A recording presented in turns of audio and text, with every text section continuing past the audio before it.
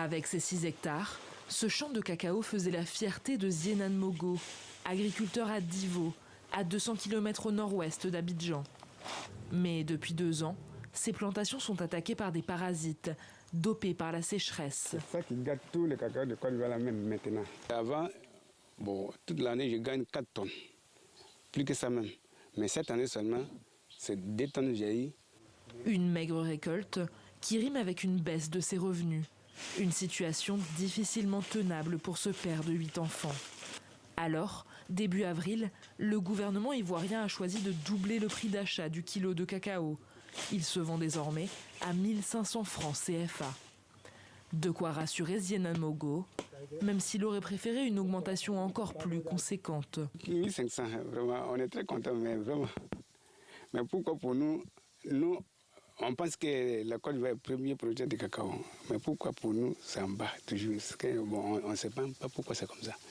Même son de cloche chez cet autre agriculteur, installé dans le village de Broubrou, quelques dizaines de kilomètres plus loin. Il faudrait que le prix du cacao grimpe encore plus pour que nous, planteurs, on puisse être encore plus à l'aise. Voilà. Puisse s'occuper encore des dépenses des champs. Voilà. Parce que malgré tout ça même, on a toujours besoin de l'engrais avec les coopératifs là. Voilà, on a toujours besoin de produits avec eux. La Côte d'Ivoire produit 45% des stocks mondiaux de cacao. Et ces dernières semaines, le cours de la fève a atteint des records, jusqu'à dépasser les 10 000 $ la tonne, fin mars à la bourse de New York. Face à cette situation, les associations de producteurs ivoiriens revendiquent leur part du gâteau et souhaitent un prix d'achat à 2500 francs CFA le kilo. Le prix ne nous convient pas pour le moment. Quand je parle du prix, je parle encore de la marge. Aujourd'hui, le prix là, c'est pour les producteurs.